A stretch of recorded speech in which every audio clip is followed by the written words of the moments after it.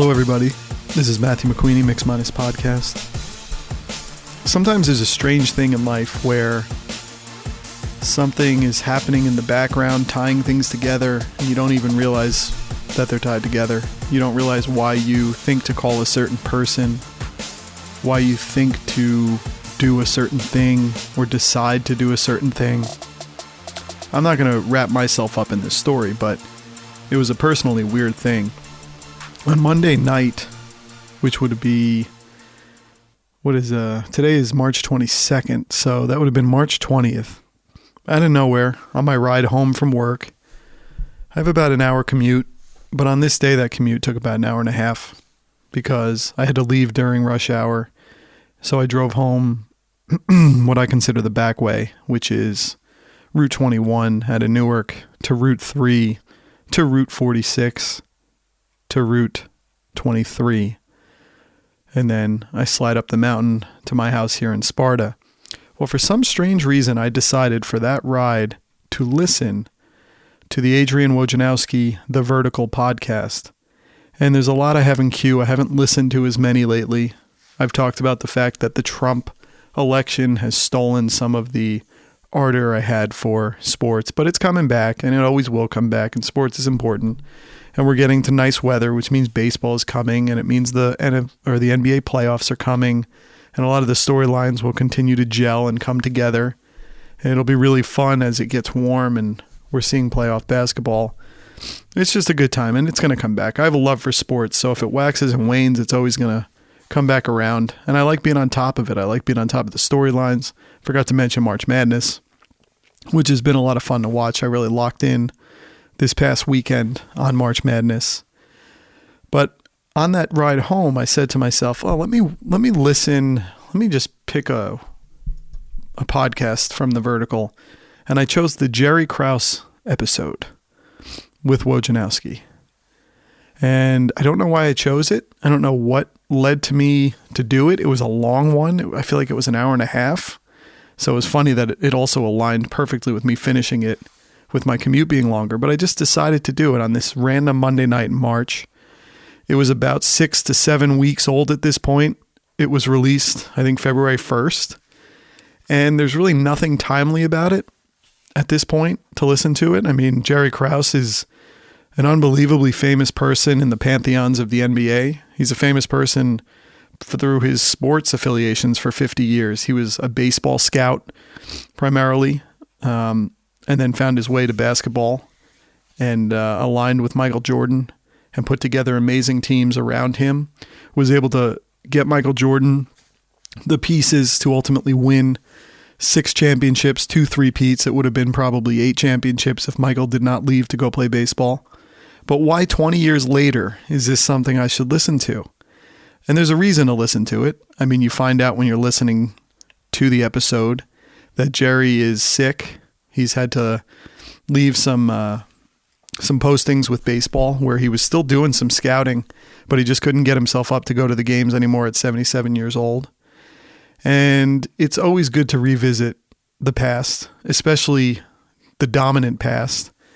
There's almost never been as great a dynasty as that Bulls team. I mean, there have been. Obviously, the Celtics were an amazing dynasty, but in sort of the cauldron of the NBA at its close to best, the 90s NBA, the NBC, and there were the NBA on NBC with the dun dun dun dun dun dun dun dun dun dun dun dun dun dun. I mean, there was like nothing like it. It was amazing. And the dominance felt during that era by the Bulls was just something that was hard to be reckoned with. It was an amazing thing to watch. Michael Jordan at his best. We knew he was the best. Even with people coming after him like LeBron James, like Tim Duncan, like Shaq. Nobody touches Michael Jordan. Nobody touches him. I mean, his will, his skill, everything he did, he got better every year. He became a 3-point shooter. He was an assassin. He was an amazing defender. I mean, just an amazing player. So what would lead me to decide on this one night to listen to this? And I did it. And it wasn't amazingly engrossing. I mean, it was great to hear the stories. It was great to hear the behind the scenes of how things came to be. But I decided, let's listen to it. And I listened to the whole thing, and it was great. And then the next day, I see it's shared on Facebook, I think, by two-time guest Joshua Jacobs in a Facebook forum, that Jerry Krause, architect of 90s Bulls, had died at 77. I thought to myself, oh my God, there is literally a synchronicity to this world. There is something going on behind the scenes, almost like the way we have our smartphones, our iPhones, and you can go to the app you want to see and you're watching it, but then it has background downloads and things are going on in the background. Emails are being delivered. Apps are being updated. There's stuff going on in the background. There just is in life. I mean, it's completely apparent. And to me, it's so important to know things are going on in the background. It's so important to me to know that there's something more than we see. And what we see is amazing. I mean, what we've built in this world, what humanity has been able to do to the positive, and in advancements in technology and art and science. I mean, it's astounding. But even with that, even with what we see and what we know, it's important to think that there's something else. There's something behind the scenes. I mean, these brains can't just go to waste. These bodies that last in this world up to 80 to 100 years, this can't be all there is. There has to be something going on behind the scenes. And I know that that's a very dramatic way to say, why did I listen to that episode on Monday night?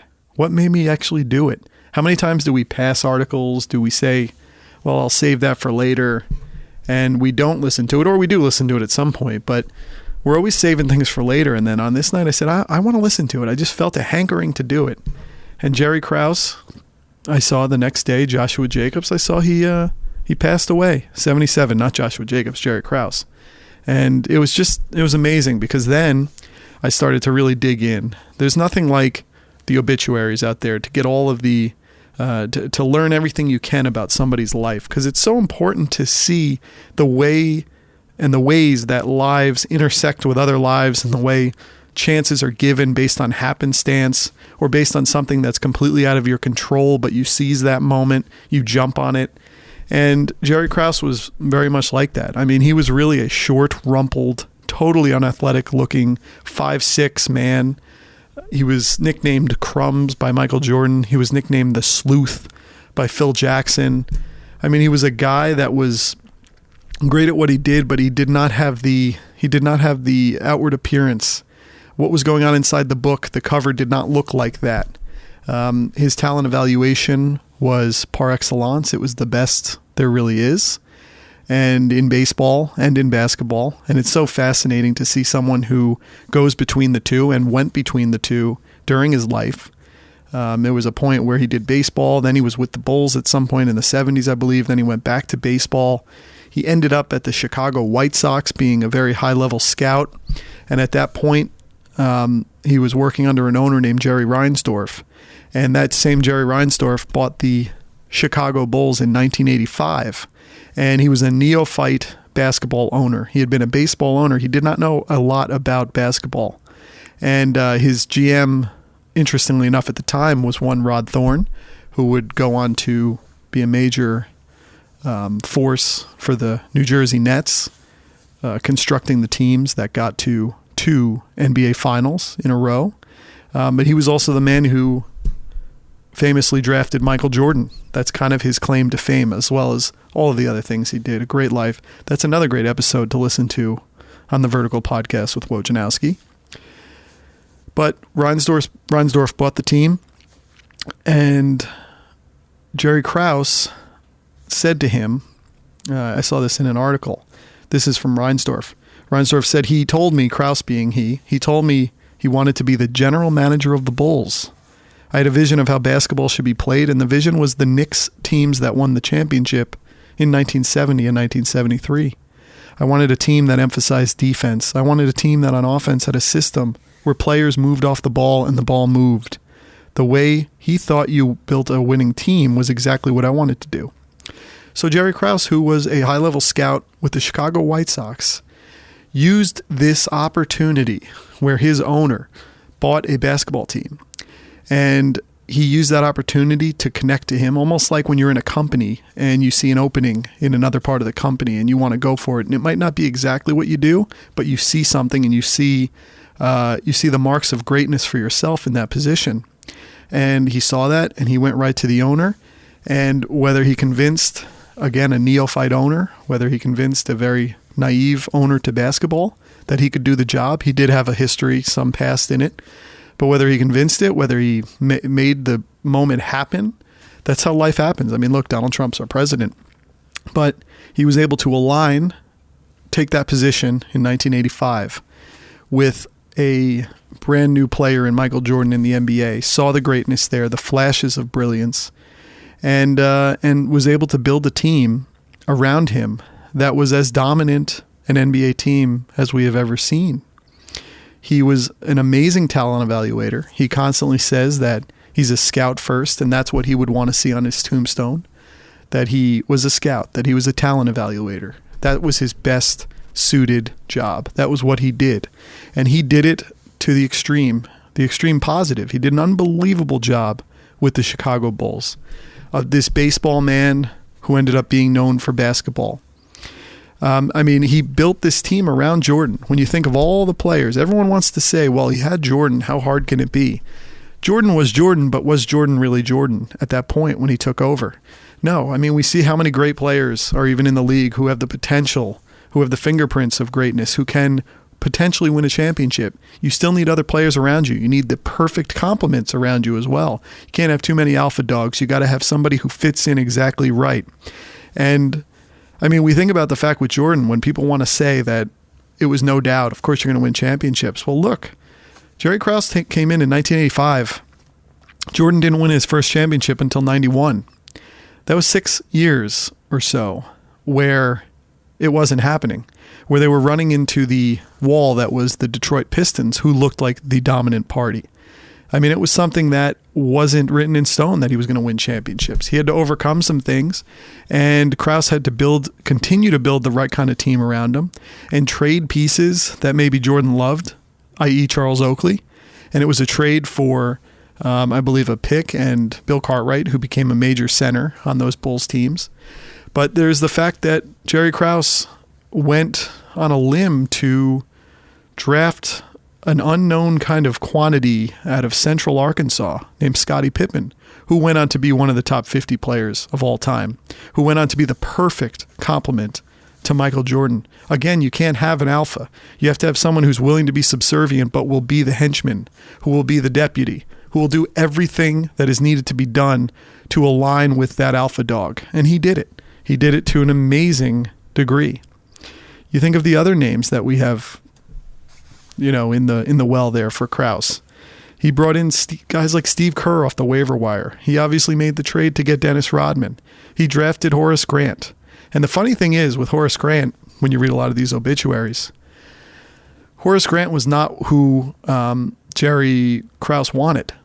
So as almost a chairman, he sat around a table and went with the consensus pick around the table at that draft to go for Horace Grant.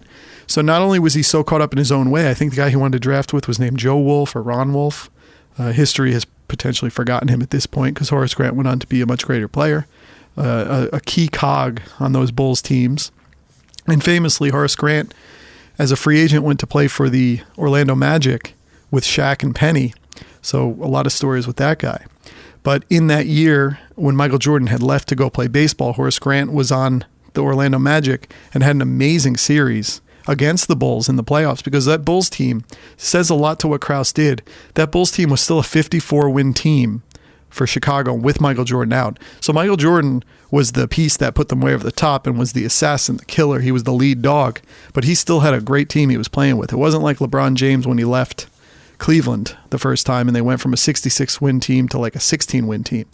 That was great talent on that team, enough to potentially win a championship, but they ran up against Shaq and Penny and Horace Grant, who had a great series against the Bulls. I believe he was carried off the court in Chicago, and that idea played to Michael Jordan very badly, where he really wanted to take Horace down the next year and take Orlando down, and did so.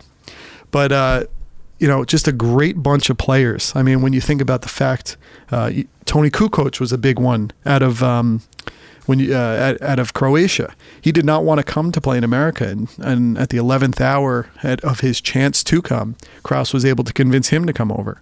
Ron Harper was another guy. I mean, people even want to forget after the Bulls dynasty, when Krause was still in control, he drafted some players who went on to have really good careers. I mean, at the time, it looked like a failure, but we're talking Elton Brand, Ron Artest, Jamal Crawford, who's still playing in the league, Jay Williams, who, if it weren't for that motorcycle accident, that horrific motorcycle accident, which ruined his career, ruined his hip, his knees. I mean, he just a terrible accident. If it wasn't for that, he could have been a really good player. He was a great college player who had the makings of a really good, we would never know if he would be great, but just an excellent pro point guard. Obviously down to the Tyson Chandler and Eddie Curry drafting. He thought he had the pieces, the new Twin Towers, but they were too young. But look at the career Tyson Chandler's gone on to have. He's still in the league. He was a key piece to that 2011 Dallas Mavericks championship team. Everywhere he's gone, he's been a vital cog to all those teams as a major down-low force from the point of view of defense, rebounding, slipping to the hoop, cleaning up a lot, getting good dunks, all that kind of stuff. He's a really, really good player. But down to the fact that this guy just knew how to draft people. I mean, we look at history and we just think it's written in stone. It wasn't going to happen any other way, but you never know that. You never know when you're drafting Scottie Pippen out of Central Arkansas that years later this guy's going to end up being the key player along with Michael Jordan, the key piece to build this thing up. I mean, again, there were 5 or 6 years where Jordan didn't win a championship, and it looked like he wasn't going to get over the hump of teams like Detroit. But a really fascinating thing. Think about Phil Jackson. In 1967, Phil Jackson was playing for the University of North Dakota. And his coach, by the way, was Bill Fitch. It's so funny in these little outposts when you see in time where these people in the 1960s and they're in North Dakota, who knows that these people are going to go on to be major forces in the NBA. Bill Fitch to go on to the NBA and play and coach in different places. I remember him, of course, growing up being a coach of the New Jersey Nets. But Phil, this North Dakota player with these lanky shoulders and these long arms long enough that Jerry Krause said when he was scouting him, he was taken outside to a big car, and Phil Jackson sat in the back seat of the car in the middle and put his arms out, and his arms could go out the side of the car. That's how long these clothes hanger shoulders and arms were. That's how long that wingspan was, and you can still see it today. But in 1967, he was scouting Phil Jackson when he was running scouting, or was a scout for the Washington Bullets at the time, and he wanted to get him. He didn't end up getting him, but he had an infatuation with this guy a little bit. He kept up with the guy, and 20 years later, Phil Jackson, again, when we look in history, we think things are written and they end up the way they're supposed to. Phil Jackson in 1987, which makes him, 30 years ago? 1987. That makes him I don't know, how old is Phil Jackson? Isn't he in his 70s? So he was born in 1945. So he's 71. So 30 years ago, he's about 41. He's coaching the Albany Patroons of the CBA, the Continental Basketball Association. He's sort of in obscurity. He's in the woods. He's not really anywhere noticeable or notable to be found. And Jerry Krause kept up association with him. And this is why it's important to always do things to your utmost, because there was a point where Jerry Krause, who kept up with Phil Jackson, asked him, he said, would you do a write-up for me on the CBA and who the best players are? And he said that Phil Jackson delivered to him a beautifully put together report, just a beautiful report. It was a free report. Obviously, Phil's not getting paid for it. Obviously, Phil doesn't know if it's going to lead to something, but Phil probably was shrewd enough to know if I do a great job here, as I'm doing something gratis, it could turn back around to be something positive for me. And so he put that report together, and Jerry Krause ended up giving Phil Jackson the chance to come up to the big leagues, to come back, to be with the Chicago Bulls, to be on the staff of Doug Collins, who was the coach at the time, who was also an obscure force, who was an Arizona State, I believe, assistant coach at the time, and he brought him in. So he could spot talent in all of these different layers, from players to coaches to basketball minds. And so Phil was brought from obscurity, brought from the Albany Patroons. I'm so fascinated by those Albany Patroons. I mean, George Karl was there. There was a lot of future coaches, future NBA coaches who came out of that. What a powerful thing. And it's left with nothing, obviously. But he was put in place. And then when they could not get over that hump of the Detroit Pistons, he made the really difficult choice, Jerry Krause that is, to knock off Doug Collins and to put in place Phil Jackson. He also brought in Tex Winter. We're thinking Tex Winter is this famous guy, the triangle, all that. He was sort of a he was sort of a college coach. He had been at Northwestern at one point, and I believe it was when he was at Northwestern where he kind of caught the eye of Jerry Krause as this futuristic thinker on this great ball movement, triangle offense. It's funny how badly the triangle has come into vogue now when you think of it with the Knicks and how much of an issue it's caused. But at the time, it was really a beautiful offense. And so it was him coming through Northwestern, this sort of basketball outpost. I know they did get their NCAA appearance this year and their one win as well. But I read a great article in Sports Illustrated about the Northwestern history and really just how sad things were for anybody who was affiliated with that program for so many years. It was sort of the Cleveland Indians of Major League. It was sort of the old bumbling Chicago Cubs. It was not a beautiful program by any stretch of the imagination. But by being there, he ends up being caught in the eye or intersecting with someone like Jerry Krause, who down the line could be in charge of a major professional basketball team. He had, I guess, gone on to Long Beach State, but I mean, we're not talking cream of the crop organizations here. And he's brought in, and the alchemy of all of these pieces coming together, the Michael Jordan, the Phil Jackson, the Tex Winter, the Scottie Pippen, all the people that were able to be drafted and brought in and traded for. And it just created this perfect symmetry, this beautiful team that played the game the way it's supposed to be played. Two different dominant runs. The 2 3-peats were the only constants between the two. Were really Scotty and Michael, and Phil, of course, and Tex. But 2 different groupings of teams that went on to win 3-peats.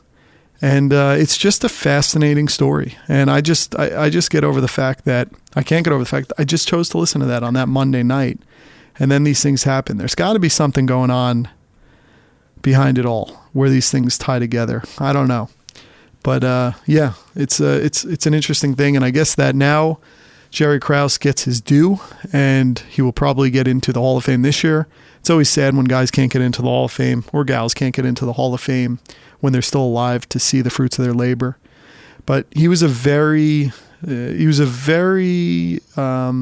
complex individual because he hated the media. And look, I can understand it. I mean, when I was listening to the Woj podcast, he was saying, why do I want to telegraph everything I'm going to do? Isn't the point that I'm supposed to be secretive about these things so I can get them done and make deals happen? And I can understand that. I mean, you hear a lot of that in kind of the Trump talk these days. You know, why should I let the media in? They're the enemy. They're the enemy of the people. I don't know about that in the NBA, because I think in the NBA, it is entertainment as well. I mean, sure, you want to win, but it's not the most serious thing in the world. I mean, who cares if someone knows that you are interested in a Central Arkansas player? Now you can't really get away with those things. Everybody's out there. You know who every player is now. You can see most of them on television. You can probably see Central Arkansas games on ESPNU or ESPN9 or whatever it is. But yeah, it was a really kind of interesting turn of events this week. And it led me to look into a life that I did not know a lot about. I was in my, 10, 11 when these runs were happening? Yeah, when they started, I was 9 because I was born in 82. So I was aware of the big macro things like Michael Jordan and Scottie Pippen and Phil Jackson, but I did not know the machinations, the palace intrigue behind the scenes like you do now when you're older and you follow those things and you read rumors. And there might have not been the platforms for those kind of things to get out there as much. It was an older time, a non-internet time. Papers were the supreme force. Magazines, Sports Illustrated, It's a great article from Sports Illustrated. You can see it in the vault. I think from 93 about Jerry Krause. But yeah, really kind of neat. Another thing that happened this week was Apple released its quote unquote new iPad. All it is an iPad Air first generation. They actually moved on to a second generation, but it's a first generation iPad Air with a newer A9 chip, whatever this means. And the big innovation now is cost. Their huge innovation was by saying things are getting thinner, but it's now cost. And there's this thought going out there that Apple is now trying to not be the premium hardware that they, this intertwined software hardware partnership that goes out for premium costs and people buy because they're so hooked to the company. They love the company. They love the they love the experiential feelings of it. And so Apple, at least people are saying, are now trying to say, look, we can go after what we call, or what many call, the frugal market. It's the people who don't want to spend every dollar for that premium thing, but want to get the premium thing. There's a term freemium, where you get something premium for free, and that's not what this is, but I just thought of this term. Freemium is where you get a premium experience or a piece of a premium experience for free, and then to get to the next levels of the premium thing, you have to start paying for it. You see it often in apps, where maybe you have an app and it's a game, and the freemium aspect of it is you get to play it, but there's ads, or to get to the next levels, you have to pay 99 cents, $1.99 to get to those, or ultimately unlock them all by paying the full premium price.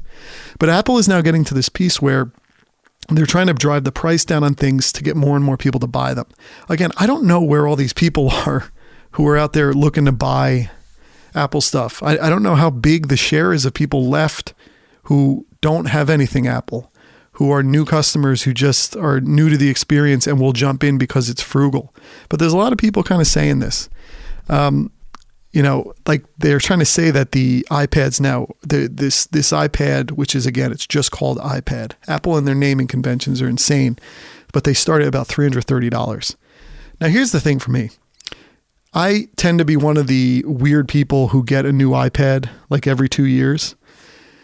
And I don't pay full price for the iPads. What I do, the only reason I even jump in to get new ones is I'll see if there's a deal on the newest iPad, because they get faster, they get thinner. You notice the differences, because when you have an older iPad and the newer operating systems come out, it gets really slow because that iPad you have was built with the current operating system in mind. So when you put a newer operating system, usually one iteration ahead doesn't make a difference, sometimes even two, but you get to 3 iterations ahead, and you now have an operating system. You now have software that is being built to be optimized to top a much faster experience. And so when it gets put on that older one, you're able to kind of experience it a little bit, but it's slow, it's lagging, it's hanging, things don't open as quick as they should, and it drives people nuts. It's called forced obsolescence. It's a way to get you to get the new thing. But with phones, people will get the new one. And plus, because with a phone, it's tied in with the whole 2-year plans, and so the cost isn't quite as large as when you just go and buy the device. If you bought an iPhone the way we do an iPad, it would be extremely expensive. It would be like $700, $800, $600. But we don't do that. We don't even notice it because it gets baked into our monthly plan, which goes over 2 years, and the price of that phone gets averaged over 2 years, so it's not as bad. Then it gets baked in with your actual cell phone bill. You don't notice. But when you're buying something outright, it's expensive. It really is. So a lot of people don't want to keep buying them. So in many ways, people are saying Apple's a failure. Apple's a failure with the tablet. They haven't had the amazing success the way they have with an iPhone. It's not. It's the pricing structure. It's the fact that it's the huge outlay out front, and there's no averaging over time. We need a phone, or we've come to need a phone, and we could do so much computing stuff with our phone. An iPad is a kind of a luxury, not quite superfluous, but a luxury item that you can have one and be fine with it for years. Because you think about, what are you doing on an iPad?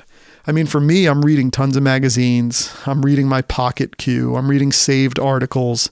I sometimes will do some light email looking or some web surfing, but for me, it's a purpose device. I don't do really much more than read, and then I will watch I will watch things on my iPad as well. I'll watch Netflix, HBO Go if I'm laying in bed.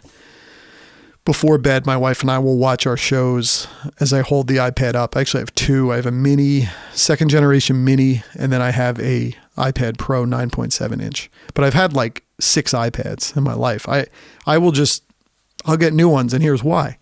Because as I was saying earlier, when you reach a time like Black Friday, for instance, or if you just look at any time somebody's having a deal on technology, whether it's Best Buy, Target, this Newegg site, whatever it is, Staples, somebody's got a deal on iPads. Somebody has an overabundance, a surplus of this gear that they need to move. Maybe a new one's coming out, and so they don't want to be stuck with all these old iPads, which don't even have a name anymore. If you think about iPad 2, 3, 4, 5, iPad Pro 1, 2, iPad Air 1, 2. I joked it's called the iPad Prayer because no one knows what the heck's going on. But they don't want to be stuck with it, so everyone's got a deal. So one, nobody's buying the full price iPad. And this is why I think it's bogus, this idea that, we'll bring the price down on iPads and then people will buy them. Now people will have an entry into the market because it will finally be the price they want.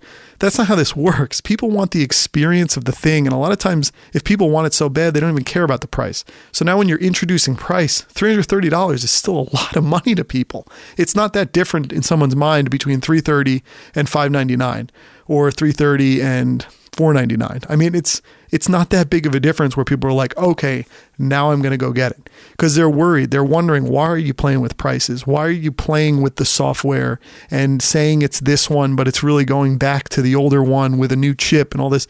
It gets people confused. There's uncertainty there. They don't know why you're trying to do this, and they don't want to buy a failing product, even if it's at the right price point. So for me, I just wait. And the most recent time was around Black Friday, the day after Thanksgiving, but it was actually Thanksgiving Day when Black Friday stuff starts. And I saw that Best Buy had a deal, I think it was $150 off or $200 off of iPad Pro 9.7 inch. So the big iPad Pro that Apple announced was the bigger one. It's the 13-inch iPad, the huge one, which was supposed to compete with sort of more traditional computers. That's a big screen size. But then what they did was they came out with an iPad Pro, which was the normal size iPad, but with the same power, actually a little better computing power, a little better camera actually too. They came out with one after the 13-inch, that is the normal 10-inch. And this was the one that had a deal. And again, a lot of uncertainty in the market. I don't think these were moving very much. There weren't units moving. There's still only 8% of the tablet market, or Apple. It's either the tablet market or the Apple tablet market. Whichever it is, it's not a significant number. It's like 8% of the market are iPad Pros, either the 13 or the 10-inch. So it's not a huge number. So they're not moving the needle. But I saw there was this deal. I think it was $200 off. So it takes your I think it was $700, something like that, $600. It takes that down to $400. And then I have an iPad Air 2, so I can sell that into a Gazelle site or one of these buyback sites. Or you can even take it to a place like, sometimes they'll have buyback programs at Apple or even at Target where you can turn it in to get more off. And I got somewhere around 175 or 180 or maybe even more. Because the other thing is, sites like that will say, we'll give you an extra 10% off of your buyback. I mean, we'll add an extra 10% if you buy back by this date. And so I took advantage of that. So what happened was, I got the iPad Pro, beautiful, fast device. Again, you don't notice the difference in these things a couple of weeks after you have it. It's just as fast as you expect it to be. I got that device. Then I got $210 for my iPad Air 2. And here's what I did. I got like $180 for it. I got another 10% because I turned it in by a certain time. So that added another $18. And then they said, on top of it, we'll give you $20 if you then take it as an Amazon credit. So all of a sudden I got $210 or something for my other iPad. So now if you think about it in dollar terms, I've taken like $350 or $400 off of what the normal price of the iPad Pro is. So before getting into these pricing things, you could have been playing in that world anyway. I mean, that's why the pricing doesn't make sense. Nobody gets these for the price that they actually are. And nobody's buying it now like, oh, I was just waiting for an iPad to get under $350 and then I'm going to get it. Because you can always get iPads for a certain price. If you're willing to go a couple generations back, and iPads have been pretty much all been great since they've gotten Retina. If you have one that's pre-Retina, it's noticeable. It's like having standard definition television as opposed to HD. Post-Retina, there's not a lot of differences. And so I don't understand this whole pricing thing. It's like Apple doesn't have innovations on the horizon, and they're playing with their existing stock and trying to kind of trying to prime the pump and prime the market and get people involved in different angles, when that's not really, it's just not how consumers think. Because they're trying to say too, in a lot of these articles, they're saying that Apple, there's a few things that show Apple is at this frugal market. There's this $330 iPad. There's the new update to the iPhone SE, which is actually the original iPhone, the smaller iPhone, which was like what, 4 inches, I believe, 4-inch screen. So it's small and it's got red. Whoa. And we doubled the storage capacity. People I don't know that people notice these little things. Like deep tech people notice these things, but the common consumer, I don't think notices it enough. The common consumer is really confused by all the things they can buy from Apple now. It's not how things work. Before, you could buy like one thing in each market for Apple. You could buy one tablet, you can buy one computer, you can buy one phone, and there was a newest one, and there was maybe one other one, which was the previous generation. Now there's too many choices. People are confused. There's uncertainty in the market. It's strange. But they try to say that's frugal. Then they try to say the watch, which is now you can get one for about $270, maybe the first generation.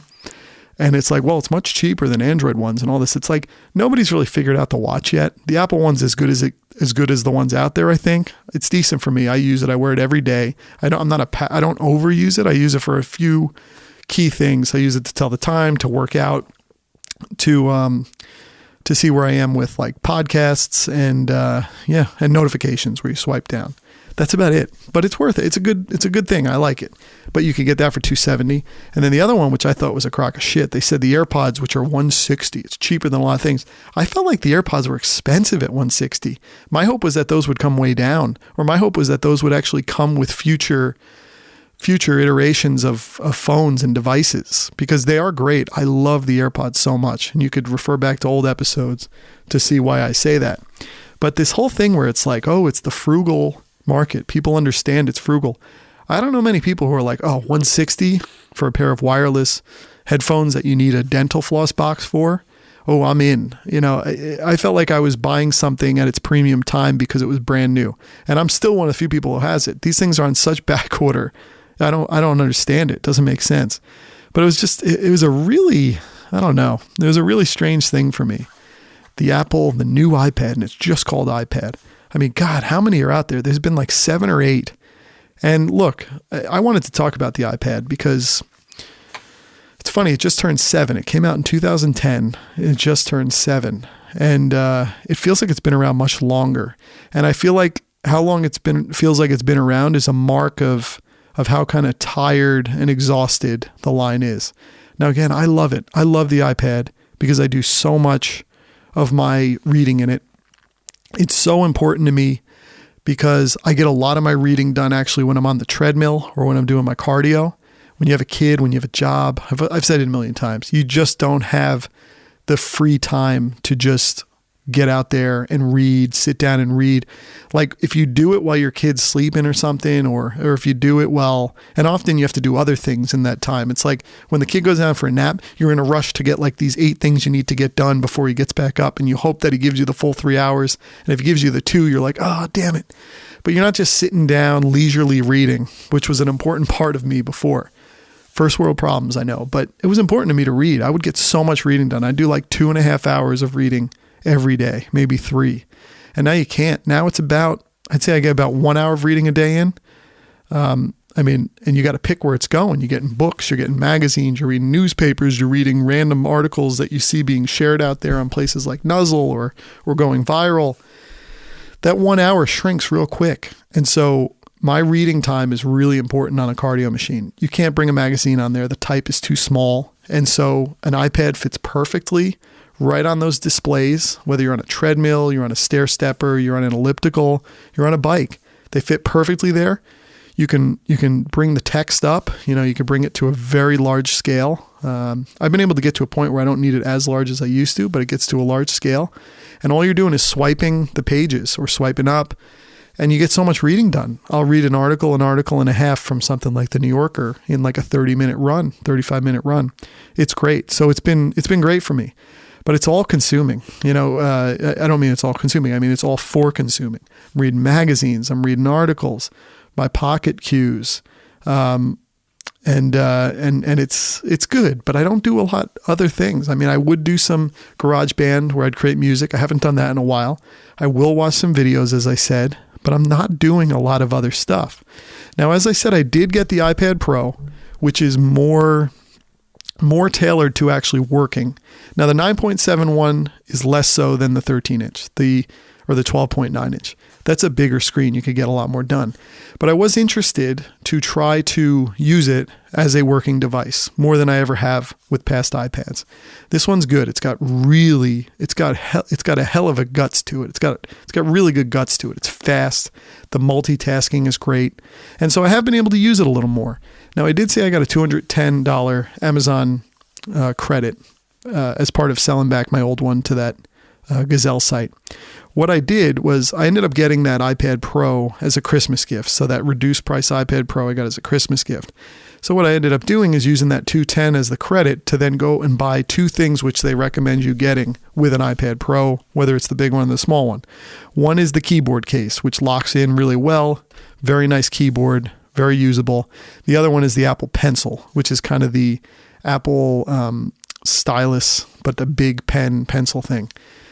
So I got both of those from Amazon, which you could get for cheaper. So I used the credit I had to buy both of those things, and I pretty much ended up even. I have not used the pencil at all. I'm not a big drawer. I'm not a big cartoonist or anything. I haven't found a lot of apps where it's great for taking notes or why you would need to take notes with it. So I got it just to have it, and I really haven't opened it up more than once or twice in the months that I've had it. The keyboard case is good. Now, the keyboard case you really have to use as a kind of dedicated typing device. You can't, it's not really great as a consumer thing because you can't, one of the big pieces with the iPad is when it has those cases where you can stand it up, based on how the thing folds behind it, you can stand it up upright, or you could kind of you can use the little origami bump that's created to hold it up to put it down, and then it's raised up a little bit in front of you.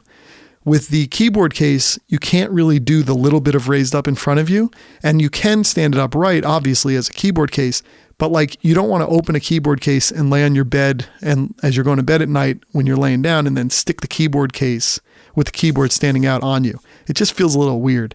So that part of it's not the most usable thing. So I ended up actually getting one of those normal, as I'll call it, an origami case, the very typical iPad cases you see out there, because it's important to me for consuming to not have a keyboard hanging around there and in the way. So I'll that ends up being a little bit of a trade-off. But the keyboard case is great, and with the multitasking you can do on the device, I have been able to mostly do I do some social media posting for some different outlets. And so I'll put posts together once a week to send out to get reviewed and approved. And then I'll, as the week goes on, I will disseminate those posts. I've been able to do a lot of my posting and a lot of my post creation and researching on the iPad. It's been great. The multitasking, I'll open up a Microsoft Word on the iPad in the one part of the multitasking window. And in the second one, I'll open up Safari and I'll do the searches and research I do to create those posts. Two little power user things I found out with this. Microsoft Word, if you need to create new documents from it through the app, you need to pay for like a Microsoft 360 account or something. So you need to pay a monthly fee to be able to do that.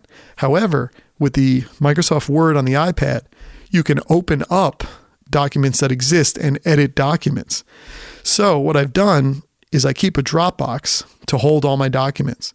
And in Dropbox, I will just say, copy the document that I need to create a new one of from the template. Copy that document.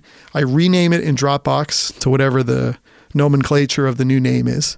For me, it's just March, whatever the date range is of that of those posts. So if it's March 13th to March 19th or something, I'll rename it to that. And then I'll go from Dropbox, I'll click that new copied article, that new copied Word document, and I'll say edit.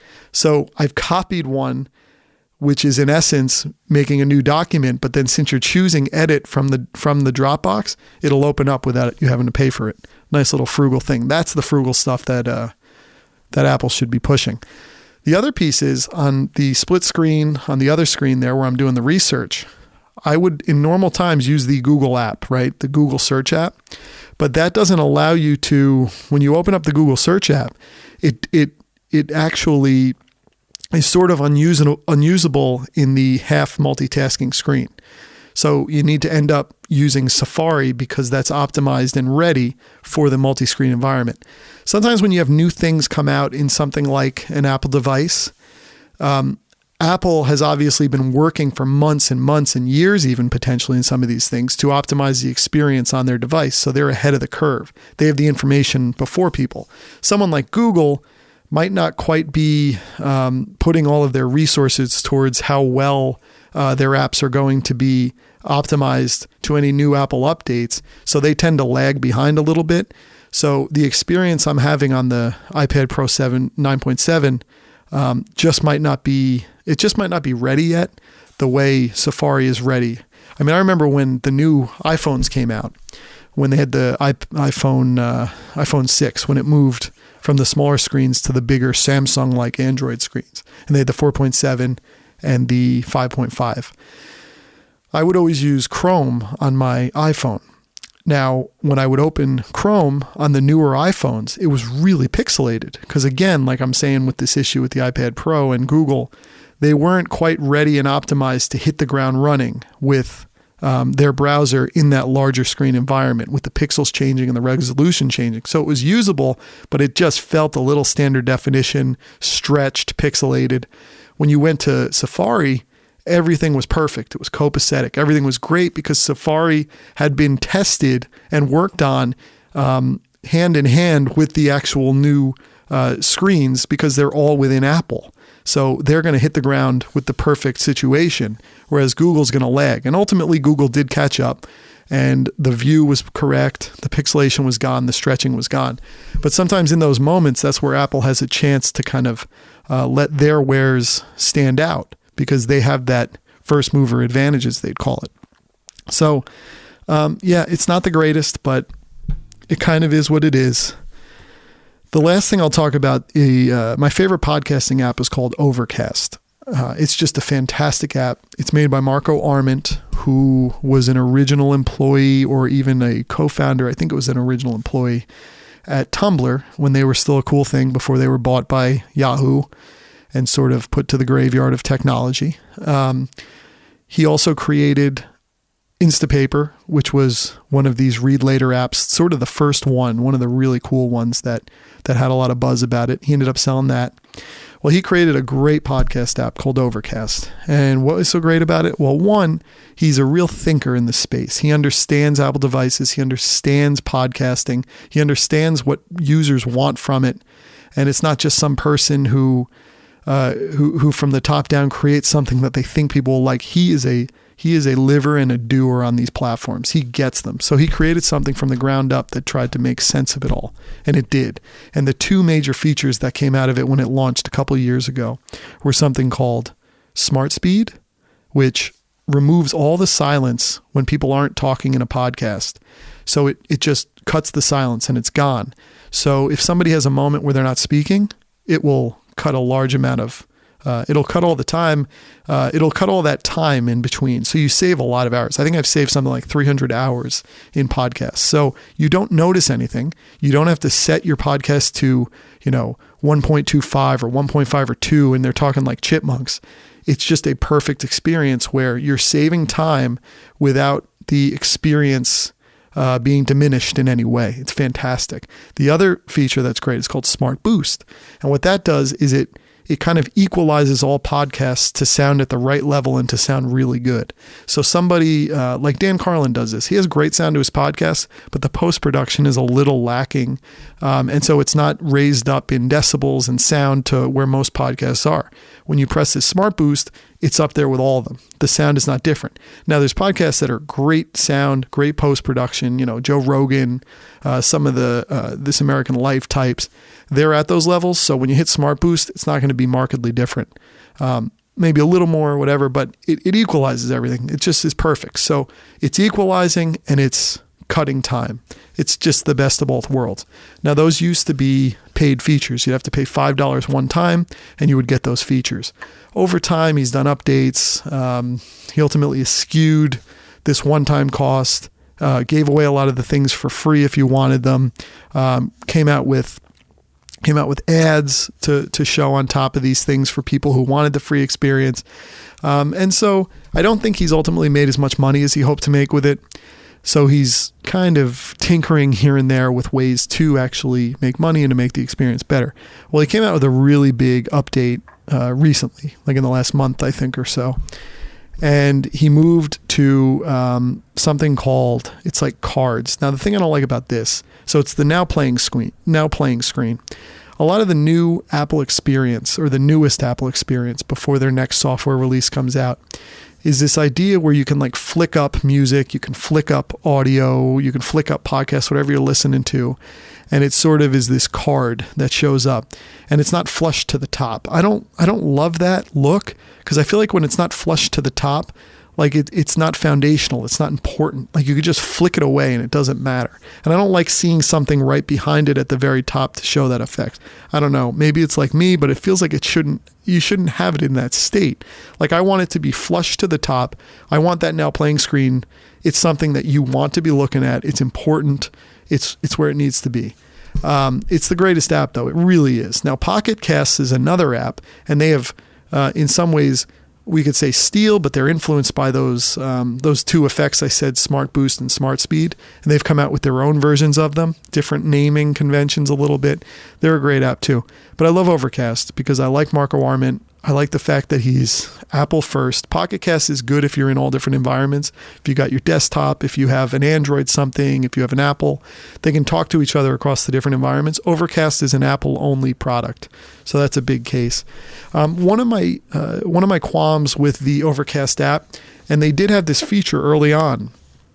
It's I like in playlists where there's an automatic playlist created for shows you've downloaded. Because if I download something, I might forget that I have it, and then in the chronology of your dozens of podcasts, your podcast hosts coming out and all the episodes they come out with, those things get relegated way to the back, and chronology makes them useless. It makes you abandon the fact that you ever had them there. And so this downloaded list, Pocketcast has this downloaded list you can go to and you could be like, oh, I have all these. I forgot that I had this episode. I forgot I had the Jerry Krause episode from all those months ago. And so you not only can be reminded of certain episodes that you had and you had downloaded, but if you're in a position where you don't want to stream something because you're on cellular internet and you don't want to use up that data, you can go to this feed and not only be reminded of these episodes you had and you wanted to store, but you can just play them right there because they're already downloaded. So for some reason they took that away and their playlists don't allow that function. But one of the things he did do was create sort of an on-the-go playlist aspect to this new update. And so you can kind of manual tinker your way to this idea where you can add episodes to a playlist that, and I've called it Listen Later. You can add it to that playlist and then you can download those episodes manually and at least just sort of have it. Now it's a step that it's one more step I don't want to take. I want this playlist to just automatically add things to something where I downloaded it so I can manually do it. So I haven't done it as much as I'd hope to, but it does have that. But I would tell you to get Overcast. It is by far the best. It's by far the best app, I think, for podcasting in the Apple realm. It's just great. I can't go back to listening to podcasts at normal speed. The whole time I'm sitting there going, oh, I'm not losing silence. Like this hour is truly an hour listening. Now I know that gets weird. It gets a little neurotic, but for instance, if you're listening to a single person podcast, like even Mike Francesa, when he does his single person openings, it's all a single show now. Obviously it's not Mike and the Mad Dog, but he has a lot of spaces where he stops speaking and he's letting the effect of something settle in. You can watch in real time how quick the podcast is automatically modulating itself in speed. Like where I said where you can move something so it's 1.25 or 1.5 or 2 times. So you can see in real time that there's like 1.1 as someone's talking, and that's the speed you're gaining. Or sometimes it'll go 1.2. Like when Mike Francesa has those silences, you'll look at it and it'll go to like 1.75, 1.9, 2, and then roll back down. You gain so much time in a typical place. When the sound is really good on a podcast, and interestingly enough, when the sound is really good on a podcast, that's when you gain the most speed because there's no background noise. When there's any kind of background noise, that gets picked up as sound. So it's not trimming any silence because there is no silence. When you have an amazingly produced podcast where no background noise is in place, you will gain so much time. I mean, they're great for like the Dan Carlin Hardcore Histories where it's just the one guy speaking for 3 or 4 hours. You can frequently get 1.2 to 1.25 back, which I think is somewhere around like, 10 minutes, 6 to 10 minutes, 6 to 12 minutes an hour. So if you have a 3 or 4 hour podcast, you could conservatively gain back 20, 25 minutes, maybe 30 minutes, unless I'm crazy, unless my math is off. But, it's amazing what you gain back, and you come to expect you're going to gain that back, which gets a little into a funny game. And in this culture where we're constantly saving things and hoarding things like squirrels with nuts, you need the ability to have little innovations like this to cut through and trim the fat so that you're able to, you're able to kind of consume these things in a way that really makes sense for you. Well, I think that's where I'm going to cut it, folks. This went pretty long, so I appreciate you all listening, and I hope you all listen to that Jerry Krause episode on Wojnarowski, and check out Overcast, and learn the lessons of the iPad. And I will talk to you all soon later. Or I will talk to you all later soon. Bye.